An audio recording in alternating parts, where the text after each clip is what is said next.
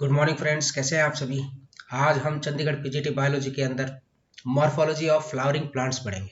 Morphology of flowering plants के अंदर मैं आपको बताता चलूँ कि यहाँ पर हम प्लांट्स के फ्लावरिंग प्लांट्स के डिफरेंट पार्ट्स को डिस्कस करने जा रहे हैं, जिसमें हम stem, leaf, inflorescence, flower, fruit and seed, description of family में केवल एक ही दिया हुआ है और वो है सोलेनोसी फैमिली। बस ये आपको याद करके जाना है।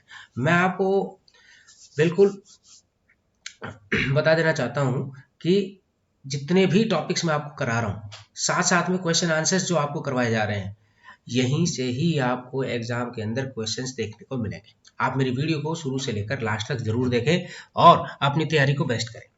चलिए स्टार्ट करते हैं, डिस्कस करते हैं। सबसे पहले हम यहाँ पर देखने जा रहे हैं, ये जो फ्लावरिंग प्लांट्स आपको नजर आ रहा होगा, इस फ्लावरिंग प्लांट्स के अंदर ये सबसे ऊपर फ्लावर, फिर आपको फ्रूट नजर आएगा, फिर stem, leaf, node, internode, bird. ये सारे के सारे सूट सिस्टम हैं और ये ग्राउंड से बाहर की तरफ, मतलब एरियल पार्ट। अगर मैं प्लांट का एरियल व्यू देखना चाहूं तो मुझे ये सारी चीजें क्या है, मुझे देखने को मिलेंगी। और वहीं अगर मैं अंडरग्राउंड पार्ट देखता हूं तो मुझे यहाँ पर क्या है, रूट्स देखने को मिलती हैं।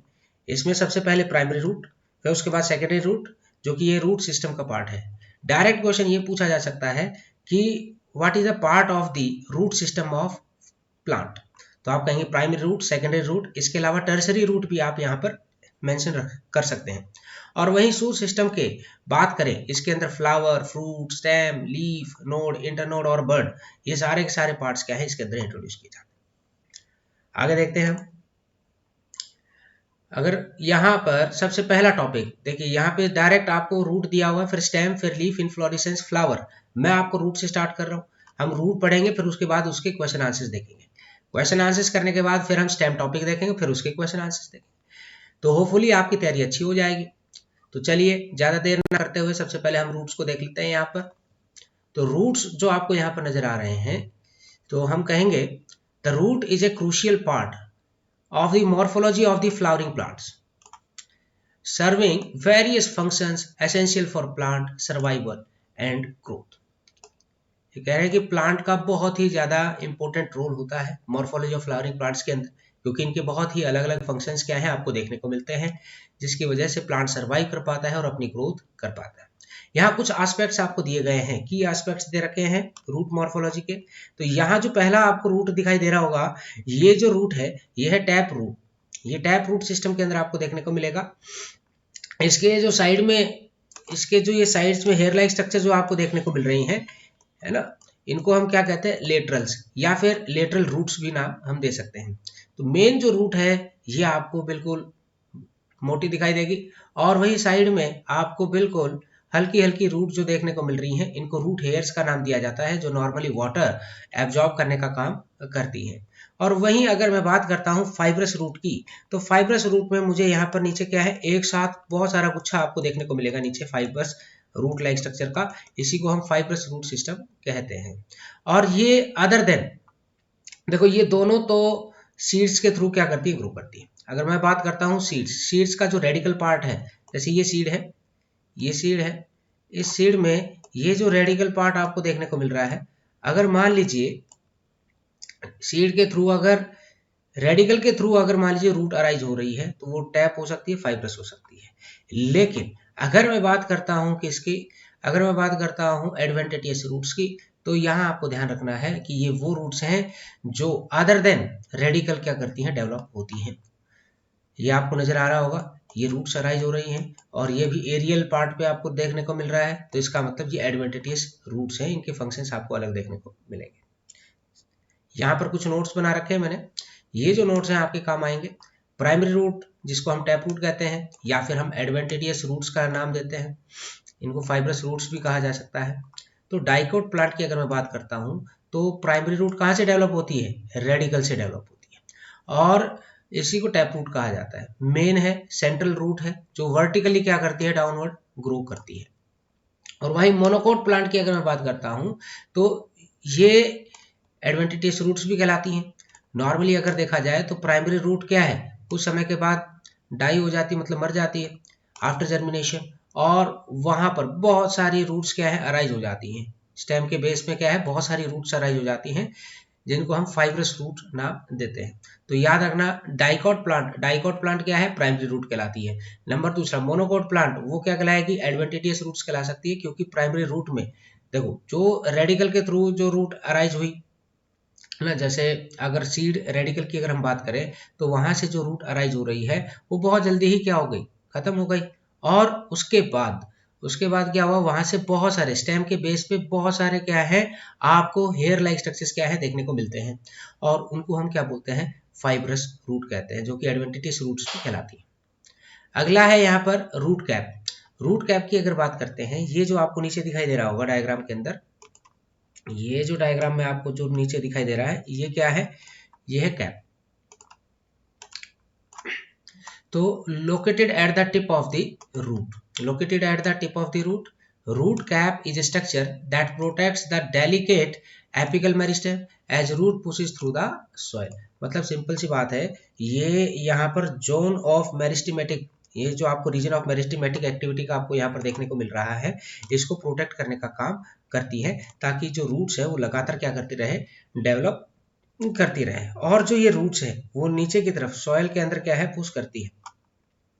तो रूट कैप क्या करती है, उसको बचाने का काम करती है ताकि ये डैमेज ना हो जाए।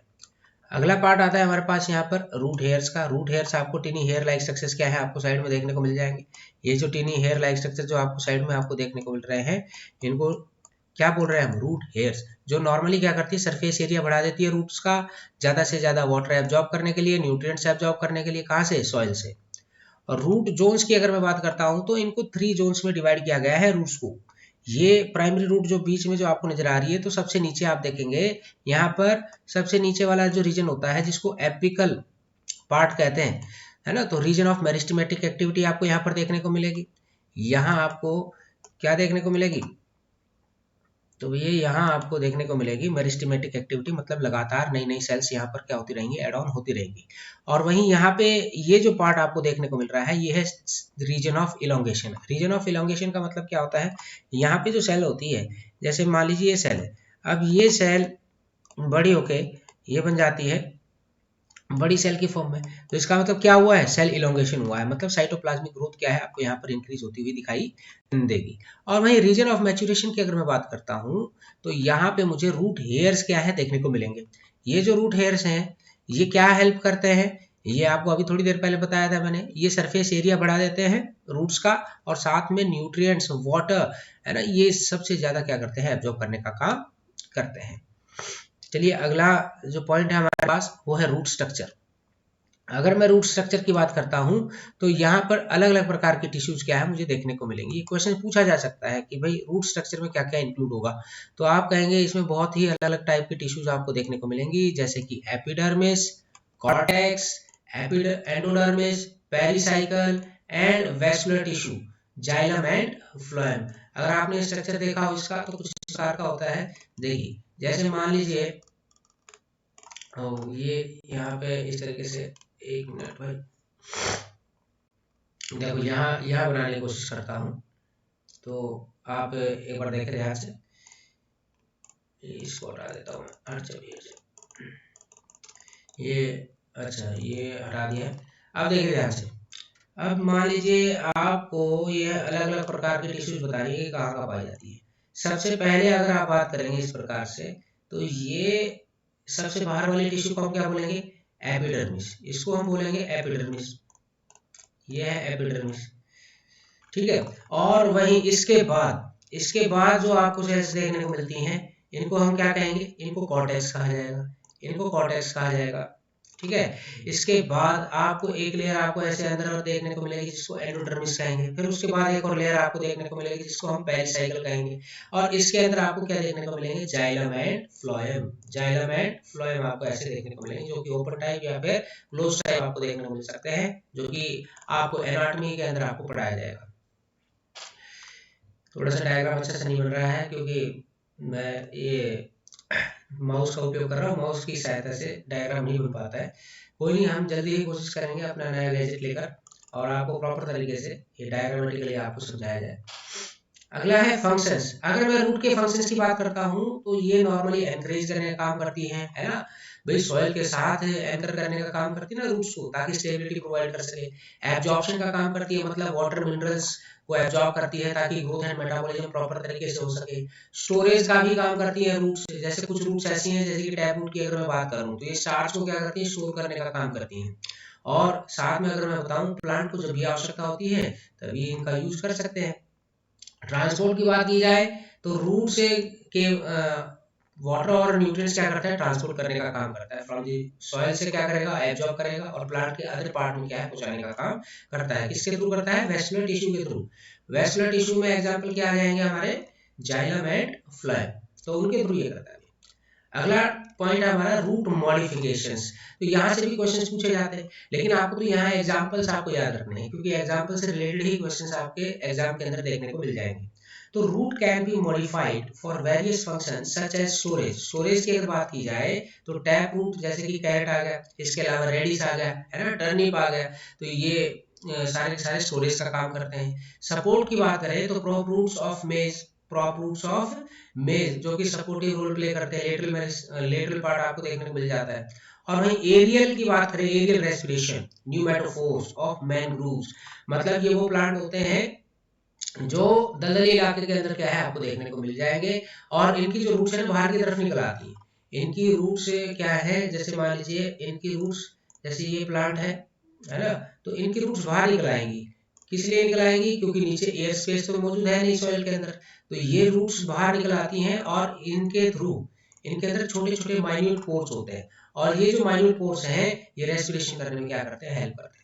तो यहाँ से ये क्वेश्चंस आप लोगों से पूछे जा सकते हैं, आप इनको अच्छे तरीके से एक बार रिवाइज कर लीजिएगा। तो चलिए अभी हम करने जा रहे हैं यहाँ पर क्वेश्चन आंसर्स। और क्वेश्चन आंसर्स में अगर देखा जाए तो सबसे पहला क्वेश्चन हमारा यहाँ पर आपको देखने को मिल जाएगा। सबसे पहला क्वेश्चन जो आपको यहाँ पर देखने को मिलेगा वो है the root which of the following is the primary function, which of the following is the primary function of roots in flowering plants. तो हमारा आंसर क्या हो जाएगा भाई, ऑप्शन देख लें एक बार, photosynthesis, absorption of water and minerals, transpiration, या फिर पॉलिनेशन। तो सबको पता है कि मेन फंक्शन क्या है रूट्स का, absorption of water and minerals, ये आपका आंसर हो जाएगा। नेक्स्ट देखते हैं भाई question number second, the root cap is important because it secretes hormone necessary for root growth, protects the root apical meristem, absorbs water and minerals, and anchors the root in the soil। तो आपका answer क्या हो जाएगा भाई यहाँ पर, तो आपका आंसर हो जाएगा protect the root apical meristem. अगला क्वेश्चन है which zone of the root is responsible for the elongation of cells. आपको बताना है कौन सी जोन ऑफ रूट है जो सेल इलोंगेशन करने में हेल्प करती है। जो zone of cell division, zone of maturation, zone of elongation, zone of differentiation. यहाँ तो नाम से ही क्लियर हो गया ना, तो ये इलोंगेशन वाली बात कर रहा है, तो जोन ऑफ इलोंगेशन। सबसे नीचे वाली रूट कौन सी बताई थी मैंने, zone of apical meristem, just उसके ऊपर जोन ऑफ इलोंगेशन, और सबसे ऊपर कौन सी थी, जोन ऑफ मैचुरेशन। हमारी आती है क्वेश्चन नंबर 4 की, in monocotyledon plants the primary root is replaced by. तो प्राइमरी रूट क्या है, रिप्लेस हो जाती है किसके through, fibrous root, crop root, lateral root, या फिर एडवेंटिशियस रूट्स। तो आपका आंसर क्या हो जाएगा, मोनोकोट प्लांट की बात कर रहे हैं तो प्राइमरी रूट हमारी रिप्लेस हो जाती है फाइब्रस रूट से, क्योंकि जल्दी ही खत्म हो जाती है प्राइमरी रूट, और उसके प्लेस पर बहुत सारी फाइबर लाइक स्ट्रक्चर्स क्या है आपको देखने को मिलते हैं, जिसको फाइब्रस रूट्स कहा जाता है, और उसी के थ्रू क्या करते हैं, वो वाटर एब्जॉर्ब करने का काम करते हैं। अगला है root hairs are specialized structures primarily involved in। तो root hairs are specialized structures primarily involved in anchoring the plant in the soil, absorption of water and minerals, transport of sugars, या फिर photosynthesis। तो आपका answer क्या हो जाएगा यहाँ पर, absorption of water and minerals। Next question है the tissue responsible for transporting water and nutrients from the roots to the rest of the plants is epidermis, cortex, xylem and phloem, या फिर endodermis. इसका answer क्या हो जाएगा भाई, तो आप कहेंगे जाइलम एंड फ्लोएम इसका आंसर हो जाएगा। तो which of the following is an example of a root modification for storage, prop root, pneumatophores, tubers, या फिर स्टिल्ट रूट। तो इसका आंसर क्या हो जाएगा भाई, ट्यूबर हो जाएगा। जैसे पोटैटो आपने देखा होगा ना, चलो तो पोटैटो तो अंडरग्राउंड स्टेम होती है, आपने इसके अलावा कैरेट, रेडिश, है ना, टर्निप ये देखी हैं। तो ये रूट मॉडिफिकेशंस के क्या है एग्जांपल्स। ये कुछ क्वेश्चंस हैं, ये आपको पीडीएफ के फॉर्मेट में आपको मिल जाएंगे। आप मेरे टेलीग्राम चैनल को ज्वाइन कर सकते हैं, वहां से फ्री में आपको क्या है ये पूरी पीडीएफ आपको मिल जाएगी और आपको केवल रिवाइज करने की जरूरत पड़ेगी। आप बहुत ही अच्छे तरीके से रिवाइज करें और अपने एग्जाम में अच्छा स्कोर करें। चलिए भाई, अगला जो टॉपिक है हमारा वो है स्टेम। अगर मैं स्टेम की बात करूं, यहाँ पर अगर मैं स्टेम की बात करता हूं तो स्टेम क्या है, यहाँ पर आपको सूथ सूथ पार्ट में क्या है आपको देखने को मिल जाएगा। और मेजरली अगर देखा जाए इस मॉर्फोलॉजी इन फ्लावरिंग प्लांट्स के अंदर स्टेम का बहुत ही अहम योगदान होता है for the growth support and transport of substances, है ना, थ्रू आउट द प्लांट। और ये अगर मैं कुछ इंपॉर्टेंट एस्पेक्ट देखूं स्टेम मॉर्फोलॉजी के, तो मुझे नोड और इंटरनोड देखने को मिल जाती हैं। स्टेम में नॉर्मली मुझे नोड देखने को मिलती है जहां से लीफ क्या होती है अराइज होती है, ब्रांचेस बर्ड अराइज होती है वहां से, internodes which are segments between the, कुछ इस प्रकार से है। देखिए मान लीजिए ये प्लांट है, ये प्लांट है और इस प्लांट में ये यहाँ पे लीफ है ना, ये यहाँ पे लीफ है, अच्छे से नहीं बन रही, चलो कोई नहीं। और यहाँ से ये बर्ड अराइज हो रही है, यहाँ से स्टेम अराइज हो रही है ना, और यहाँ से फिर ऊपर लीफ। ठीक है, देखिए ये जो स्टेम है ये यहाँ पे क्या है नोड, यहाँ पे भी क्या है नोड। तो आपको स्टेम में क्या देखने मिलते हैं, नोड मिलते हैं। और बीच में जो ये है इसको क्या बोलते हैं इंटरनोड, इसको क्या कहा जाता है इंटरनोड कहा जाता है। तो देखेंगे हम यहाँ पर, तो आपके पास ये हो गया स्टेम में आपको नोड देखने को मिल गए, लीफ देखने को मिल गई, ब्रांचेस देखने को मिल गई, बर्ड आपको देखने को मिल गए, इंटरनोड्स भी आपको यहाँ पर क्या है देखने को मिल जाते हैं, which are the segments between the nodes. चलिए अगला है हमारे पास बर्ड। बर्ड की अगर बात करें तो ये अनडेवलप होते हैं, एम्ब्रियोनिक शूट कहलाते हैं और इनके थ्रू हमें लीफ फ्लावर या फिर नई स्टेम क्या है हमें प्राप्त होती है। लीफ एक्सिट की बात करें तो लीफ और स्टेम के बीच में, है ना, जैसे मान लो लीफ और स्टेम की अगर मैं बात करूं, लीफ और स्टेम की बात करूं, लीफ और स्टेम, ये लीफ है ये स्टेम है, इसके बीच की अगर बात की जाए तो ये आपको जो नजर आ रहा है ये क्या है, तो मैं कहूंगा ये है लीफ एक्सिट, जहां से क्या अराइज होती है बेटा बर्ड क्या है आपको यहाँ पर देखने को मिलती है। एपिकल बर्ड, टर्मिनल बर्ड बोलते हैं या फिर लेटरल बर्ड। तो एपिकल बर्ड ये लोकेट होती है स्टेम के टिप के ऊपर, जो कि प्राइमरी ग्रोथ करने में क्या होती है रिस्पॉन्सिबल होती है। लेटरल बर्ड की बात करें तो ये एक्सिलरी बर्ड कहलाती है, जो कि एक्सिल्स ऑफ लीफ के अंदर क्या आपको देखने को मिल जाएगी, जो कि डेवलप करती है क्या ब्रांचेज और फ्लावर्स, वहां से क्या निकलते हैं ब्रांचेज और फ्लावर्स क्या है आपको देखने को मिल जाएगा। स्टेम टिश्यूज की बात कर ले, जो स्टेम के अंदर आपको बहुत ही अलग अलग टाइप की क्या है टिश्यूज देखने को मिलती है, जैसे कि epidermis, cortex, vascular bundle, xylem and phloem, pith, dicot plants के अंदर आपको देखने को मिल सकता है। ये जो टिश्यू है सपोर्ट करती है प्लांट को ट्रांसपोर्ट करने के लिए, क्या क्या ट्रांसपोर्ट करने के लिए, वाटर, न्यूट्रिएंट एंड शुगर्स। तो ये आपको मैंने बताया था, ये सेम कंडीशंस आपको कहाँ देखने को मिलती है, रूट्स के अंदर भी देखने को मिल जाती है। तो रूट के साथ साथ स्टेम के अंदर भी आपको ये चीजें याद कर लेनी है। तो स्टेम मॉडिफिकेशन की बात करूं तो स्टेम मॉडिफिकेशन स्टोरेज का काम करती है, जैसे कि पोटैटो ट्यूबर्स हो गए, है ना, पोटैटो आपने खाया होगा, बीटरूट खाया होगा, तो ये क्या है अंडरग्राउंड स्टेम है। और सपोर्टिव रोल करें तो tendrils, tendrils in climbing plants, tendrils आ जाते हैं। और वही प्रोटेक्शन की बात करें तो थॉर्न्स मतलब कांटे आपको सिट्रस प्लांट के अंदर आपको देखने को मिल सकता है। रिप्रोडक्शन किसके थ्रू करते हैं, स्टोलन और रनर के थ्रू करते हैं। तो ये स्टेम मॉडिफिकेशंस के एग्जांपल भी आपको क्या करने याद कर लेने।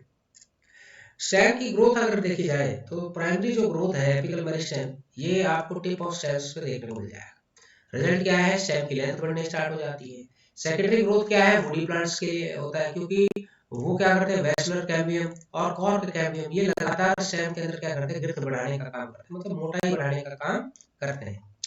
फंक्शंस देखते हैं स्टेम के, स्टेम के फंक्शन देखें तो ये लीफ को सपोर्ट करती है, फ्लावर को सपोर्ट करती है, फ्रूट को सपोर्ट करती है और साथ में लाइट और एयर तक पहुंचने का भी काम करती है। मतलब स्टेम क्या करती है प्लांट्स के, जैसे लीफ है, लीफ को कहाँ तक लेके जाएगी जहां पर उसको इजीली क्या मिल सके, लाइट और एयर क्या हो सके प्राप्त हो सके, ताकि इजीली वहां पर फोटोसिंथेसिस आपको देखने को मिल जाए। कुछ क्या करती है स्टेम्स, वाटर ट्रांसपोर्ट करती है, मिनरल ट्रांसपोर्ट करती है, शुगर भी ट्रांसपोर्ट करती है रूट और लीफ के बीच में। और कुछ स्टेम्स क्या करती है फोटोसिंथेसिस भी परफॉर्म करने का काम करती हैं, स्पेशली वो प्लांट जो कि सुकुलेंट्स या फिर कैक्टी है ना, इनकी जो लीव्स होती है बहुत ही रिड्यूस हो जाती है। तो स्टेम क्या करती है, वहां पर फोटोसिंथेसिस करने का काम करती है। तो चलिए अभी ये कुछ क्वेश्चंस है मॉर्फोलॉजी ऑफ फ्लावरिंग प्लांट्स में स्टेम से रिलेटेड क्वेश्चंस। पहला क्वेश्चन देख लेते हैं क्योंकि प्रैक्टिस बहुत जरूरी है आपके एग्जाम के लिए। तो पहला क्वेश्चन आप देखें तो which of the following is responsible for primary growth in stem, vascular cambium, core cambium, apical meristem या फिर लेटरल मेरिस्टेम। तो आपका आंसर क्या हो जाएगा यहाँ पर, apical meristem. The region on the stem where leaves are attached is called the, वो रीजन स्टेम का जहां पर लीव्स अटैच होती है उसको क्या कहा जाता है, नोड, इंटरनोड, बर्ड या फिर एक्सिल। तो हम उसको क्या कहेंगे भाई, नोड कहेंगे।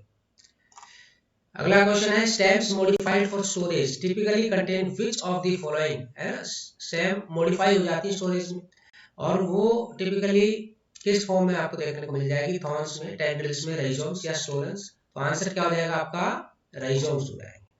अगला क्वेश्चन है which stem modification help in vegetative propagation in plants like strawberries। Strawberries की बात करेंगे तो यहाँ आंसर क्या आ जाएगा आपका, स्टोलन आ जाएगा। क्या आ जाएगा, स्टोलन आ जाएगा। अगला क्वेश्चन है the tissue responsible for transporting water and nutrients within the stem is epidermis, xylem and phloem, cortex या pith। तो आपका आंसर क्या हो जाएगा यहाँ पर, xylem and phloem।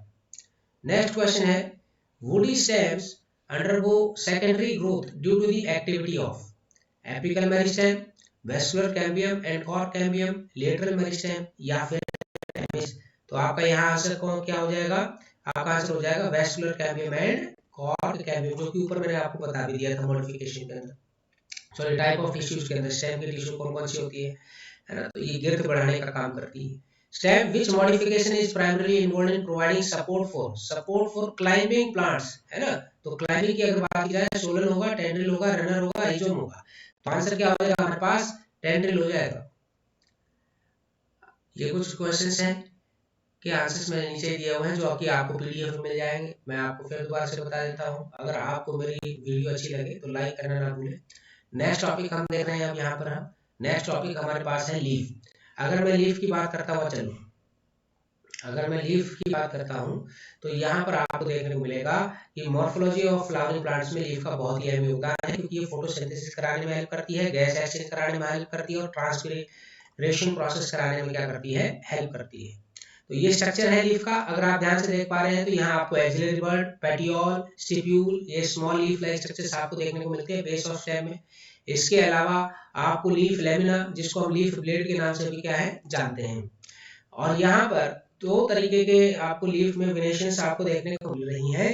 एक तो आपको इस तरीके की वेनेशन, ध्यान से देखें, जैसे मान लो ये लीफ है ना, इस लीफ में अगर मान लीजिए इस तरीके की वेनेशन आपको देखने को मिल जाए तो इसको रेटिकुलेट वेनेशन कहेंगे। और इस तरीके की अगर मिल जाए तो बिल्कुल पैरेलल, तो इसको पैरेलल वेनेशन कहा जाएगा। ये मोनोकोट प्लांट्स के अंदर देखने को मिलती है, तो ये आपको डाइकोट प्लांट्स के अंदर क्या है देखने को मिल जाएगी। चलो यहाँ कुछ पॉइंट्स है वो आपको डिस्कस कर देता हूँ, फिर उसके बाद क्वेश्चन आंसर्स करेंगे क्योंकि टॉपिक बहुत ही ज्यादा है हमारे पास। तो ब्लेड की बात करें तो लेमिना, तो the broad flat part of the leaf is called the blade और लेमिना, और ये प्राइमरी साइट है फोटोसिंथेसिस के लिए। और वहीं सेकंड अगर मैं बात करता हूँ पेटियोल की, तो स्टॉक लाइक स्ट्रक्चर है जो कि लीफ ब्लेड को स्टेम के साथ जोड़ने का काम करती है। और कुछ लीव्स में क्या होता है, पेटियोल नहीं होता, तो उन कंडीशंस में हम उनको सेसाइल कहते हैं ना, attach to direct to the stem, sessile leaves के नाम से हम जानते हैं, क्योंकि लीफ डायरेक्ट क्या है, बिल्कुल बीच वाली स्टेम से क्या होते हैं, अटैच होते हैं। अगर आप यहाँ पर देख पा रहे हो तो यहाँ पर आपको देखने को मिलेगा कि किस तरीके से लीफ क्या है, बिल्कुल ही सटी हुई है, पेटियोल तो है ही नहीं, और यहाँ पर आपको पेटियोल देखने को मिल रहा है। लीफ मार्जिन की अगर मैं बात करूं तो लीफ जो मार्जिन है, the edges of the leaf blade is called the leaf margin greatly among different plant species exhibiting, किसी में आपको स्मूथ देखने को मिलेगी, किसी में सेरेटेड देखने को मिलेगी, लॉब देखने को मिलेगी, किसी में टूथ मार्जिन्स क्या है आपको देखने को मिल जाती। वेन्स की बात करें तो लीफ के अंदर आपको जो वेन्स है वो देखने को मिलती है, जो स्ट्रक्चरली सपोर्ट और वाटर को ट्रांसपोर्ट कराने का काम करती है, न्यूट्रिएंट्स को भी और शुगर को भी। नॉर्मली पैरेलल किसमें देखने को मिलती है, मोनोकोट में, और नेटेड डाइकोट। नेटेड की जगह आप यहाँ पर रेटिकुलेट भी याद कर सकते हैं, क्योंकि एग्जाम में आपसे रेटिकुलेट वेनेशन के बारे में पूछ सकता है, तो वो किस में आ जाएगा, डाइकोट्स में आ जाएगा। लीफ अरेंजमेंट की अगर मैं बात करूं तो लीफ अरेंज होती है अलग अलग पैटर्न में स्टेम पर। कुछ होती है अल्टरनेट, अल्टरनेट में आप देख रहे हैं एक नोड पर एक ही लीफ आपको देखने को मिलेगी, अपोजिट में वन पेयर लीफ आपको नोड के ऊपर देखने को मिलेगी दोनों तरफ। और वर्ल्ड अरेंजमेंट का मतलब है कि एक ही नोड के ऊपर कम से कम 3 या 4 या 5 लीफ चाहे आपको एक जगह देखने को मिल सकती हैं। लीफ वेनेशन देख लेते हैं भाई। नॉर्मली अभी थोड़ी देर पहले मैंने आपको बताया जो लीफ के अंदर जो वेन्स का जो पैटर्न है ना वो पाल्मेट हो सकता है, पाल्मेट मतलब, और पिनेट भी हो सकता है, veins running parallel to each other. वही आ गया इसमें आ गया। अगर पिनेट की बात कर रहा है सेंट्रल पॉइंट पे है तो नॉर्मली हम रेटिकुलेट वेनेशन की बात कर रहे हैं, यहाँ पैरेलल वेनेशन की बात कर रहे हैं। और वही लीफ मॉडिफिकेशन की बात करें तो लीफ मॉडिफाई करती है अपने आप को प्रोटेक्शन करने के लिए भी, जैसे कि स्पाइन्स ऑन कैक्टी है ना, कैक्टस आपने देखा होगा तो छोटी छोटी लीव्स हो जाती है, लीफ ना कांटे की फॉर्म में कन्वर्ट हो जाती है। इसके अलावा स्टोरेज की अगर बात करता हूँ तो अनियन बल्ब, स्केल्स। क्लाइंबिंग की बात करें तो टेंड्रिल्स हमें पी प्लांट के अंदर देखने को मिलता है, जैसे पी का साइंटिफिक नेम बताया था आपको Mimosa pudica. And trapping insects carnivorous plant कहलाते हैं यहाँ पर, वीनस फ्लाई ट्रैप आ जाता है इसके अंदर।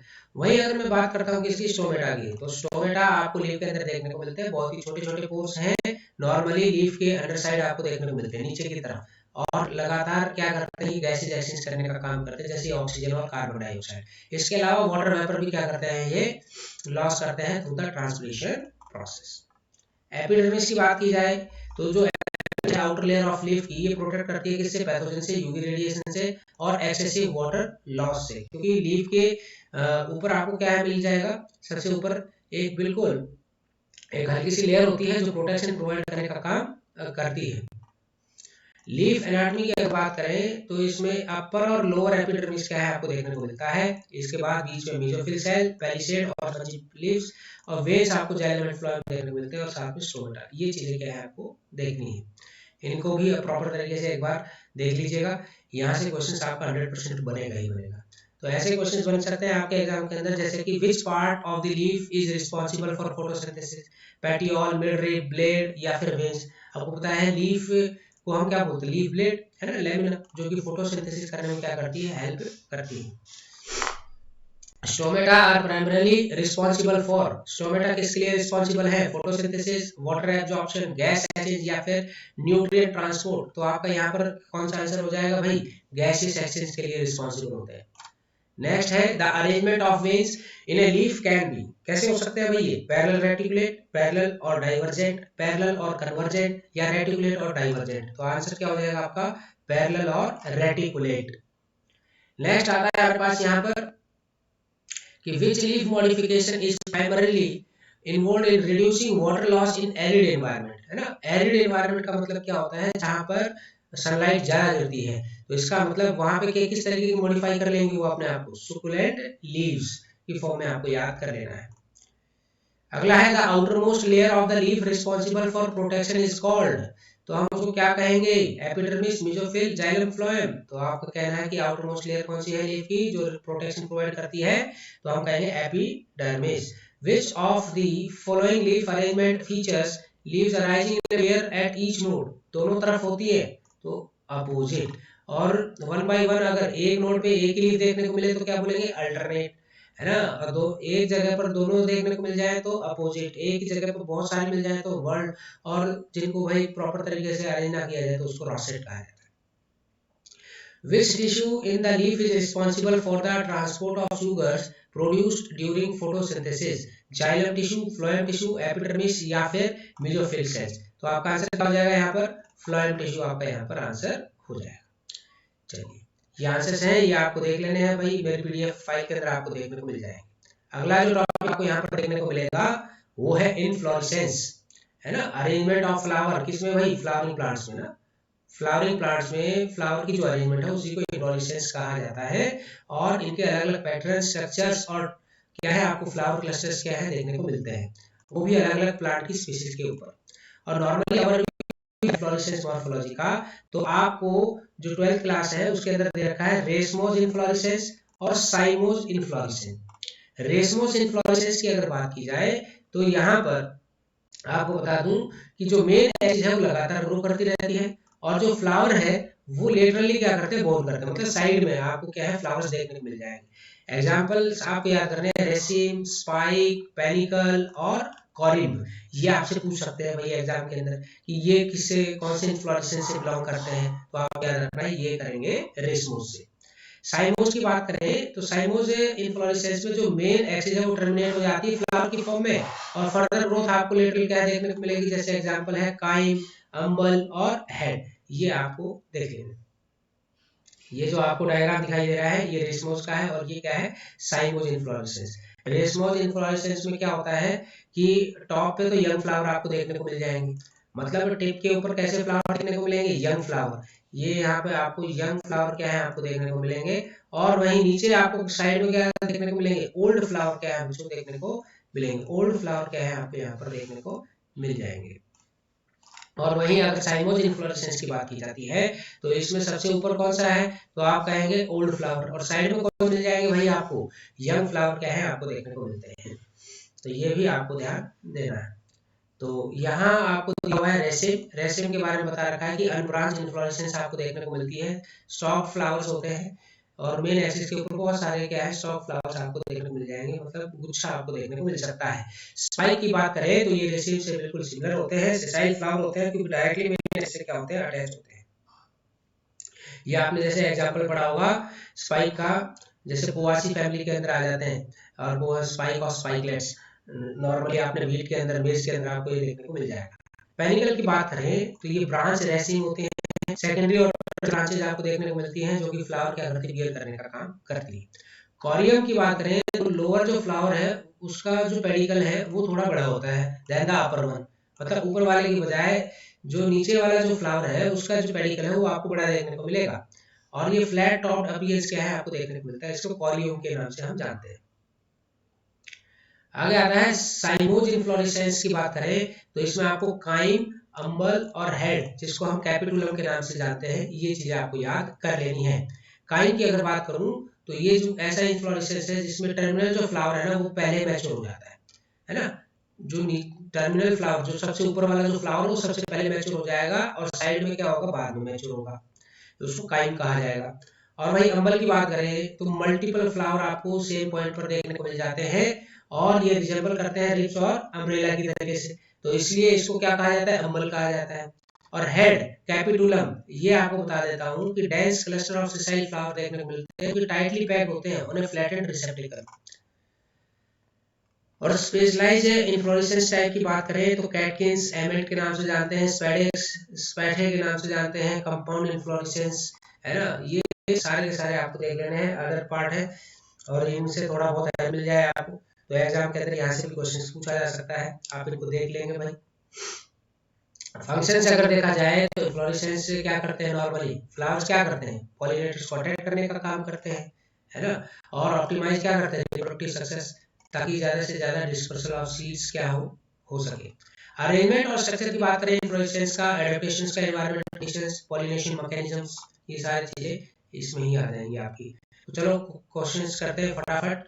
तो पहला क्वेश्चन है व्हाट इज इन्फ्लोरेसेंस, तो व्हाट इज इन्फ्लोरेसेंस, तो इन्फ्लोरेसेंस का आपको जवाब देना है कि the process of flower fertilization, the arrangement of leaves on a stem, the arrangement of a flower on a plant, the process of seed dispersal। तो इन्फ्लोरेसेंस क्या आ जाएगा आपका यहाँ पर, the process या arrangement of flowers on A plant, तो C option आपका यहाँ पर क्या हो जाएगा, करेक्ट हो जाएगा।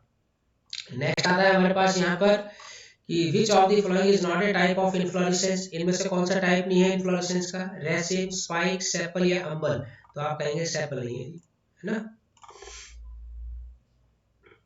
In a racemose inflorescence, flowers are arranged along the sides of a central axis in a cluster at the tip of stem in a zigzag pattern in a solitary fashion। तो आपका answer यहाँ पर क्या हो जाएगा, आपका answer हो जाएगा यहाँ पर along the sides of a central axis।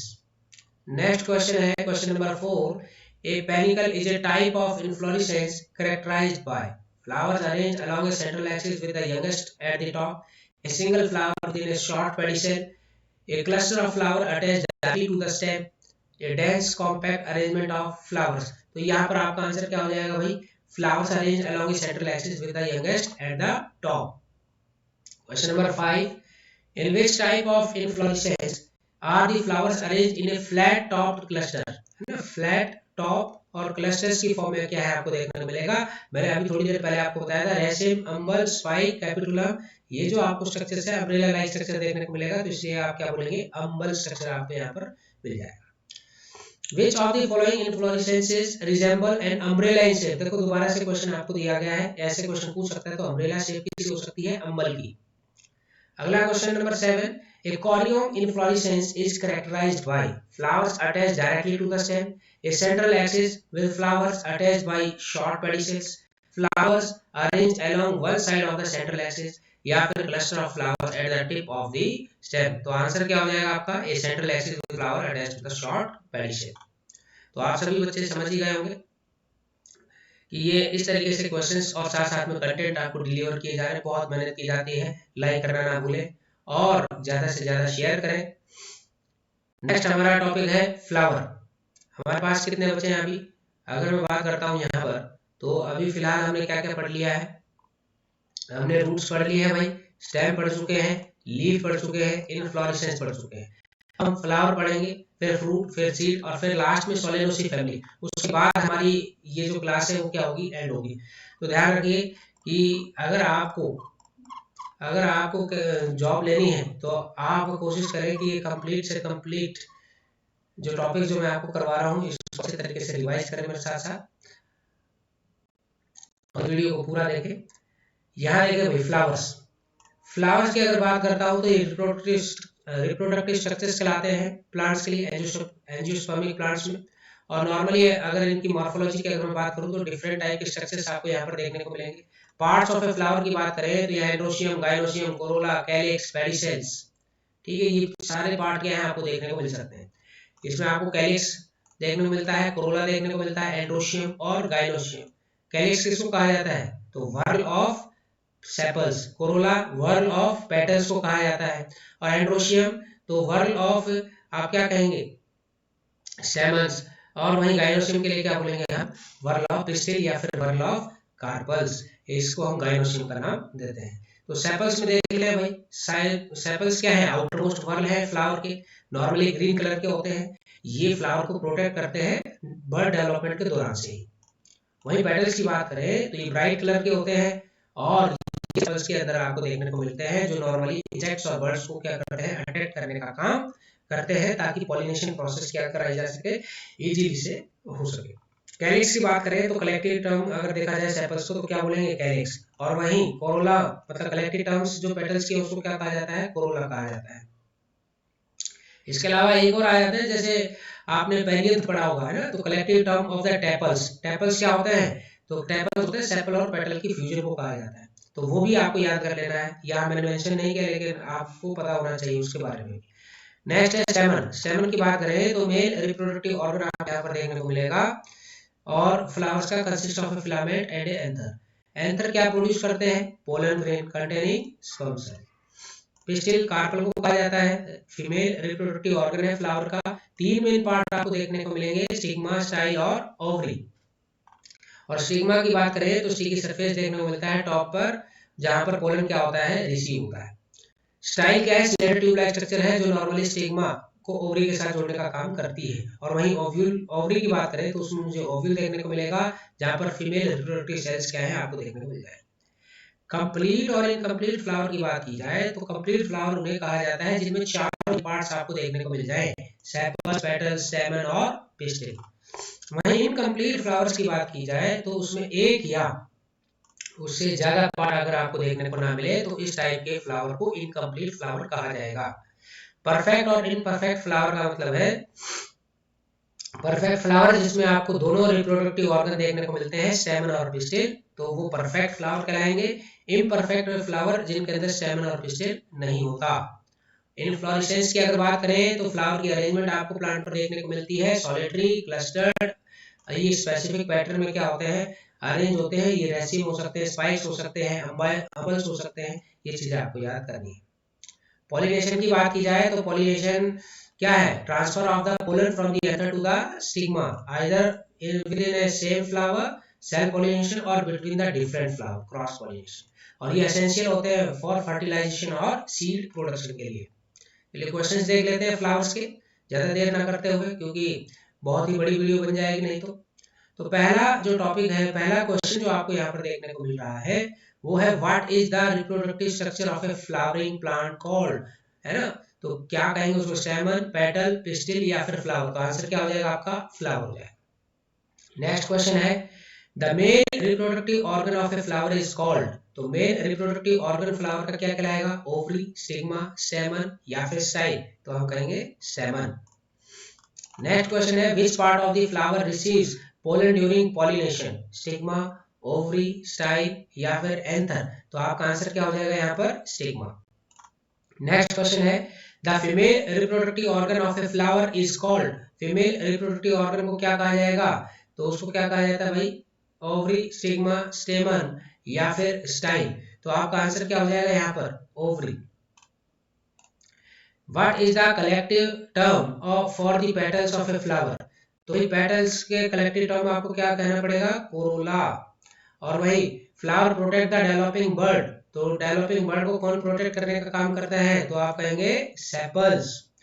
और वही what is the function of nectar in a flower? Attracting pollinators, protecting the ovules, anchoring the flowering to the stem या फिर supporting दी एंथर। तो वही क्या करते हैं भाई, फ्लावर में जो नेक्टर का है वो क्या फंक्शन है, तो आप कहेंगे अट्रैक्टिंग पॉलिनेटर्स। ये आपके आंसर्स हो जाएंगे। चलिए नेक्स्ट टॉपिक की तरफ बढ़ते हुए, तो ये सारे के सारे क्वेश्चन आपको याद कर लेने हैं, ये आपके क्वेश्चन एग्जाम के अंदर पूछे जाएंगे। होपफुली आपके यहाँ कोई ना कोई क्वेश्चन बन जाए और आपका फायदा हो जाए। चलिए नेक्स्ट क्वेश्चन देखेंगे, फ्रूट्स। क्वेश्चन करने से पहले हम एक बार कंटेंट देख लेते हैं। फ्रूट्स की बात करें तो यहाँ पर इंपॉर्टेंट स्ट्रक्चर आपको देखने को मिलेगा फ्लावरिंग प्लांट्स के अंदर, क्योंकि ये सीड्स को प्रोटेक्ट करने का काम करते हैं। जब डिस्पर्सल होता है ना सीड्स का, तो उससे पहले क्या करते हैं, प्रोटेक्ट करने का काम करते हैं।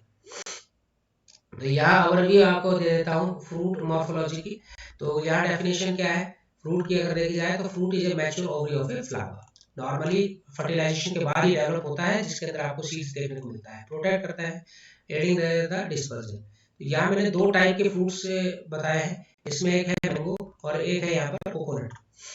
इसको ड्रू फ्रूट भी कहा जाता है इन दोनों को। अगर आपसे कहा जाए कि मैंगो का कौन सा पार्ट खाते हैं, तो हम खाते हैं भाई मीजोकार्प। अगर आपसे पूछा जाए कोकोनट का कौन सा पार्ट खाते हैं, तो हम खाते हैं एंडोस्पर्म। क्या खाते हैं भाई, एंडोस्पर्म। तो ये आपको ध्यान रखना है, कर्नेल, इसको व्हाइट पार्ट को हम कर्नेल कहते हैं, इसको हम खाते हैं। तो parts of a fruit, pericarp. Pericarp की 3 लेयर होती हैं, एक्सोकार्प सबसे बाहर वाली, मीजोकार्प बीच वाली, एंडोकार्प बिल्कुल अंदर वाली लेयर क्या है आपको देखने को मिल जाएगी। और वही सीड की अगर बात की जाए तो यहाँ मैच्योर ओव्यूल जो कि फ्रूट के अंदर क्या है आपको देखने को मिल जाएगा। एसेसरी स्ट्रक्चर्स क्या क्या है, इसमें आपको वेन्स, स्पाइंस, हेयर जो कि डिस्पर्सल के दौरान क्या करते हैं, बचाने का काम करते हैं। Type of fruits, simple fruit होते हैं चेरी और P. Aggregate fruit, multiple ovaries आपको देखने को मिलती है, कार में रसबेरी, ब्लैकबेरी। मल्टीपल फ्रूट्स, इसमें क्या होता है, मल्टीपल फ्लावर्स आपको देखने को मिलते हैं इन्फ्लोरेसेंस के दौरान। पाइनएप्पल आंसर आ जाएगा।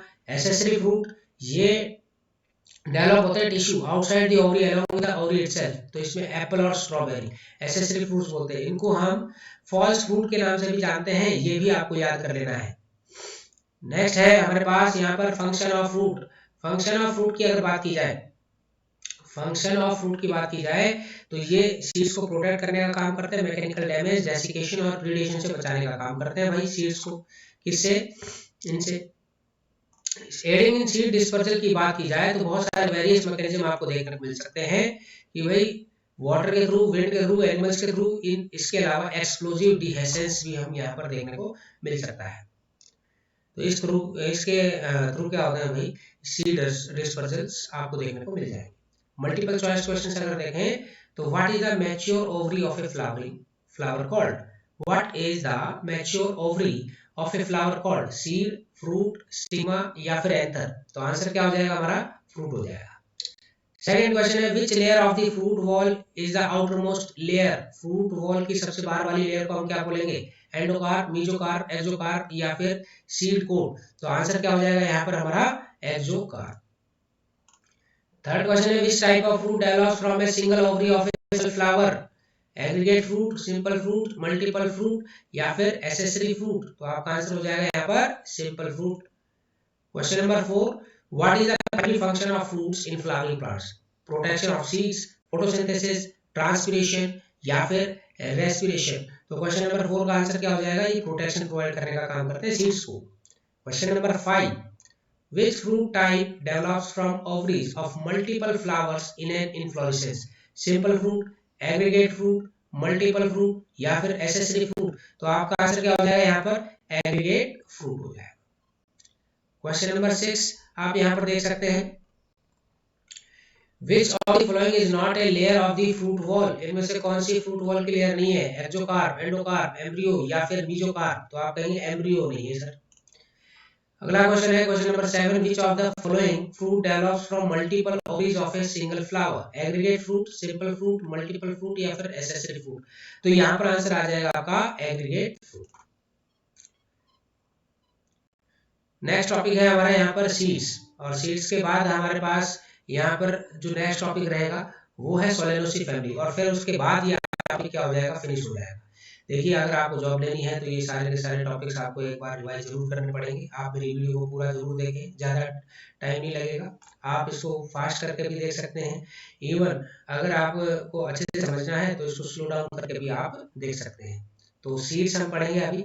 सीड्स वाइटल स्ट्रक्चर है life cycle of flowering plants का। नॉर्मली अगर देखा जाए तो ये डोमिनेंट स्टेज को रिप्रेजेंट करता है प्लांट एम्ब्रियो के अंदर। और यहाँ पर अगर ओवरव्यू देखा जाए तो सीड मॉर्फोलॉजी की, तो सीड नॉर्मली अगर देखा जाए तो ये मैच्योर फर्टिलाइज्ड ओव्यूल कहलाया जाएगा containing the plant embryo along with the store food reserves and protective seed coat आपको यहाँ पर देखने को मिलेगा। तो ये देखिए यहाँ पर डाइकॉट सीड्स आपको देखने को मिल रहे हैं। यहाँ ये सीड कोट है, बाहर ये बीच में छोटा सा पार्ट आपको जो नजर आ रहा है इसको हाइलम कहते हैं। माइक्रोपाइल भी इसी एरिया में बिल्कुल छोटा सा एरिया है जो कि ओपनिंग आपको देखने को मिलती है, जहाँ से एयर और वाटर क्या है अंदर जाती है, जिसकी वजह से अंदर जितने भी जो एंजाइम्स होते हैं वो एक्टिवेट हो जाते हैं। उसके बाद ही एम्ब्रियो डेवलप होकर रूट और शूट पार्ट क्या करता है? अराइज करने का काम करता है। अगर मैं इसको ओपन करके देखूं डाइकोट सीड को, तो मुझे दो कॉटिलेडन देखने को मिलेंगे। ये ऊपर वाला जो पार्ट है एम्ब्रियो का ये क्या बनाएगा? प्लूम्यूल। और नीचे वाला जो पार्ट है ये क्या बनाएगा? रेडिकल। और मोनोकोट सीड की बात करें तो ये आपको एग्जांपल दे रखा है यहाँ पर मेज का, और इस मेज में अगर आपको देखा जाए तो आपको क्या क्या देखने को मिल रही है? सबसे बाहर वाली लेयर को सीड कोट या फ्रूट वॉल कहा जाता है। फिर नेक्स्ट आपको एल्यूरोन लेयर आपको यहाँ पर देखने को मिलेगी, इसके अंदर क्या है? एंडोस्पर्म है ना, फूड रिजर्व कर रखा है यहाँ पर। ये क्या है? स्कूटेलम है, जिसको हम नॉर्मली कॉटिलेडन को क्या बोलते हैं? मोनोकोट के अंदर कॉटिलेडन को स्कूटेलम के नाम से जानते हैं। यहाँ फोलियर स्ट्रक्चर आपको देखने को मिलता है लीफ का पेप्टाइल, और जस्ट इसके नीचे क्या होगा? प्लूम्यूल। और नीचे की तरफ देखेंगे तो कोलियोरेजा और रेडिकल क्या है आपको देखने को, मतलब ये रूट अराइज करने में हेल्प करते हैं कोलियोरेजा। और वही कोलियोटाइल की अगर बात करें तो यहाँ से क्या है? शूट पार्ट क्या होगा? यहाँ से अराइज होगा। ये आपको दिखाई दे रहा है पी प्लांट का, तो ये एंडोस्पर्म और एम्ब्रियो आपको यहाँ पर देखने को मिल जाएगा। इस तरीके से ये कुछ एग्जाम्पल्स हैं जो आपको याद कर लेने हैं सीड्स के। तो सीड्स के जो पार्ट है वो क्या क्या है? सीड कोट की देखें तो आउटर कवरिंग आपको सीड की देखने को मिलती है जो नॉर्मली इंटेगुमेंट से बनती है। एम्ब्रियो की बात करें तो यंग प्लांट के अंदर क्या होगा? सीड होगा, जो नॉर्मली एम्ब्रियोनिक रूट, रेडिकल और एम्ब्रियोनिक शूट प्लूम्यूल से अराइज होते हैं। इनमें एक या दो कॉटिलेडन्स आपको देखने को मिल सकते हैं। सिंगल कॉटिलेडन है तो इसको मोनोकोट कहा जाएगा, दो कॉटिलेडन है तो डाइकोट कहा जाएगा। एंडोस्पर्म की अगर बात की जाए तो टिश्यू के सराउंडिंग आपको क्या देखने को मिलता है? एम्ब्रियो, जो कि न्यूट्रिएंट स्टोर करने का काम करता है during the germination of seeds. Cotyledon की बात करें तो फर्स्ट लीफ जो इमर्ज होती है एम्ब्रियो की germination, serving as a nutrient reserves और as the primary site of the photosynthesis. कौन कौन से टाइप है सीड्स के? Dicot seed, monocot seed, endospermic seeds, non endospermic seeds. इनके ना एग्जांपल याद कर लीजिएगा, क्वेश्चन पूछे जा सकता है यहाँ से। डाइकोट सीड की बात करें, दो कॉटिलेडन, बीन और peas. Monocot seed with one cotyledon, corn and wheat. और एंडोस्पर्मिक सीड्स की बात कर जाए तो यहाँ परसिस्टेंट एंडोस्पर्म, मतलब एंडोस्पर्म आपको लास्ट तक देखने को मिलेगा जो न्यूट्रिएंट्स प्रोवाइड करने का काम करता है for the developing embryo. Example याद करना भाई, मेज। और नॉन एंडोस्पर्मिक सीड की बात करें तो एंडोस्पर्म ये एब्जॉर्ब करते हैं, है ना, where the endosperm is absorbed by the developing embryo during seed maturation. Example beans. ये कुछ एग्जांपल आपको याद कर लेंगे, यहाँ से क्वेश्चन आपका 100% पूछा जाएगा। फंक्शंस ऑफ सीड्स देख ले, तो यहाँ ये प्रोपेगेशन करते हैं, सर्वाइवल में हेल्प करते हैं, है ना। इसके अलावा फूड सोर्स में भी क्या करते हैं, ये हेल्प कर रहे हैं। तो आज क्वेश्चंस देख लेते हैं यहाँ पर हम सीड से रिलेटेड। सीड से रिलेटेड जो क्वेश्चंस आपको यहाँ पर करवाए जाएंगे, मैं आपको पहले बता देता हूँ कि आपको लग रहा होगा ये क्वेश्चंस इजी हैं। इजी नहीं है कि जब एग्जाम के अंदर बैठते तो यही क्वेश्चंस आपको बड़े मुश्किल लगेंगे, तो इसीलिए आप इनको एक बार रिवाइज करें ताकि आपको ये क्वेश्चन अगर देखने को मिले तो आप इजीली इनको क्या कर पाए, सॉल्व कर पाए। तो भैया पहला क्वेश्चन है, what is the outer covering of a seed called, है ना। सीड की आउटर कवरिंग को क्या कहा जाता है, तो आंसर सीधा लेते हुए चले, सीड कोट कहा जाएगा। Which part of the seed provides stored nutrients for germination, तो आप क्या कहेंगे यहाँ पर, endosperm. How many cotyledons do cotyledon seeds typically have, कितने cotyledon होते हैं भाई मोनोकोट में, तो आप कहेंगे 1। इसके अलावा what is the primary function of seeds in a flowering plant, तो आप कहेंगे enabling seed dispersal and propagation। अगला है which type of seed has persistent endosperm, persistent endosperm किस में देखने को मिल जाएगा, तो एंडोस्पर्मिक सीड्स के अंदर आपको देखने को मिलेगा। सी ऑप्शन करेक्ट हो जाएगा, यहाँ पर ये सी ऑप्शन करेक्ट होगा भाई, ठीक है, यहाँ हो जाएगा आपका सी ऑप्शन करेक्ट, तो ये आपको सी पे टिक कर लेना है। अच्छा, question number 6, what is the primary function of cotyledons in seeds, तो भाई कॉटिलिडन इन सीड्स में क्या फंक्शन है, प्राइमरी फंक्शन कॉटिलिडन का, तो ये इनिशिएट करते हैं photosynthesis after germination. What is the term for seeds with 2 cotyledons, 2 cotyledons का क्या फंक्शन है भाई, तो आप कहेंगे, सॉरी क्या टर्म है, तो डाइकॉट सीड्स बोलते हैं बेटा, क्या बोलते हैं हम उसको, डाइकॉट सीड्स हम बोलते हैं, तो हम उसको बोलेंगे डाइकॉट सीड्स। मतलब what is the term seeds with 2 cotyledon, तो डाइकॉट सीड्स कहा जाएगा। चलिए नेक्स्ट है हमारे पास लास्ट टॉपिक आज का, और ये जो आज का जो लास्ट टॉपिक है वो है सोलेनोसी फैमिली से। तो ये सोलेनोसी फैमिली आपको याद कर लेना है, ये एनसीईआरटी से भी आप याद कर सकते हैं। नॉर्मली अगर देखा जाए इस फैमिली को हम पोटैटो फैमिली कहते हैं भाई, है ना। वाइडली डिस्ट्रीब्यूट है हमारे ट्रॉपिक, सब ट्रॉपिक और इवन टेम्परेट जोन में आपको ये देखने को मिल जाते हैं। वेजिटेटिव कैरेक्टर्स आपको देखने को मिल जाए तो प्लांट्स मोस्टली क्या कहलाते हैं, हर्ब, शर्ब, और रेयरली अगर देखा जाए छोटे छोटे ट्रीज भी आपको देखने को मिल जाते हैं। स्टेम की बात करें तो herbaceous, rarely woody, aerial, erect and centrically solid और होलो, हेयरी और glabrous. Underground stem in potato Solanum tuberosum, मतलब साइंटिफिक नेम भी आपको यहाँ पर दिया हुआ है, तो ये आपको क्या है देखने को मिल सकता है। लीव्स की बात करें तो लीव्स आपको alternate, simple, rarely pinnately compound, exstipulate, venation, reticulate, ये सारी चीजें क्या है आपको देखने को मिल सकती है ना। रेटिकुलेट विनेशन मतलब पहले विनेशन नहीं होगा क्योंकि डाइकोट प्लांट से बिलोंग करेंगे ना, तो इसलिए। अब ये आपको यहाँ पर डायग्राम दे रखा होगा, सोलेनम निग्रम, मकोई का डायग्राम दे रखा है, और इसमें ये फ्लावर अगर आपको देखने को मिले तो ये सबसे इजीली आप फ्लावर को देख पाओगे, यहाँ गाइनोसियम को देख पाओगे, मेल पार्ट को देख पाओगे, है ना। और ये फ्लोरल डायग्राम है, ये है फ्लोरल डायग्राम। ये जो फ्लोरल डायग्राम है इसमें सबसे बाहर, इससे जो सबसे बाहर वाला जो पार्ट है ये किसको रिप्रेजेंट कर रहा है, कैलिक्स को। फिर ये किसको कर रहा है यहाँ पर, कोरोला। फिर इसके बाद ये किसको कर रहा है भाई, एंड्रोसियम। और ये अंदर वाला पार्ट किसको कर रहा है, गाइनोसियम को क्या कर रहा है, शो कर रहा है। और ये है मदर एक्सिस, इसको हम मदर एक्सिस कहते हैं भाई, ठीक है। तो ये फ्लोरल डायग्राम है जो आपको याद कर लेना है। फ्लोरल कैरेक्टर्स आपको देख लेना है यहाँ पर, इंपोर्टेंट है। इनफ्लोरेसेंस सॉलिटरी, एक्सिलरी और साइमोज सोलेनम के अंदर देखने को मिल सकता है। फ्लावर आपको बाइसेक्सुअल और एक्टिनोमॉर्फिक, है ना। एक्टिनोमॉर्फिक का साइन क्या है, एक्टिनोमॉर्फिक का साइन इस तरीके से, एक्टिनोमॉर्फिक, आपको एक्टिनोमॉर्फिक देखने को मिल जाएगा। इसके अलावा कैलिक्स आपको 5 सेपल्स देखने को मिल सकते हैं, पेंटामेरस, यूनाइटेड, पर्सिस्टेंट और वेलवेट एस्टिवेशन आपको यहाँ पर देखने को मिलती है।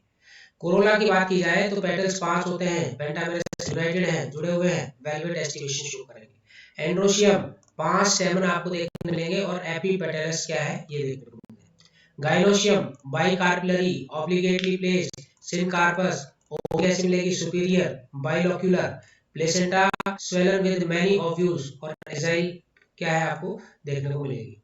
फ्रूट्स बेरी और कैप्सूल लाइक देखने को मिलते हैं। सीड्स की अगर बात की जाए तो ये बहुत सारे होते हैं, और एंडोस्पर्मस होते हैं।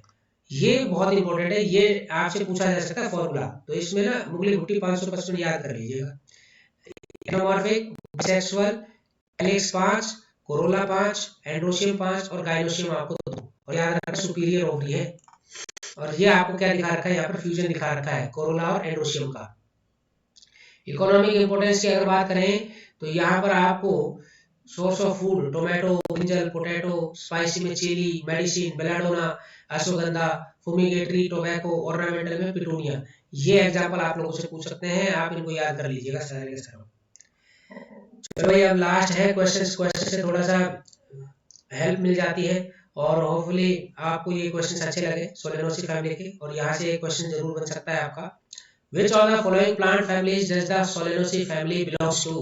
कौन सी फैमिली से बिलोंग करेंगे Solanaceae belongs to? तो आप कहेंगे Solanaceae से मिलेंगे। Which of the following is not a characteristic feature of the Solanaceae family? इनमें से कौन सी विशेषता नहीं है?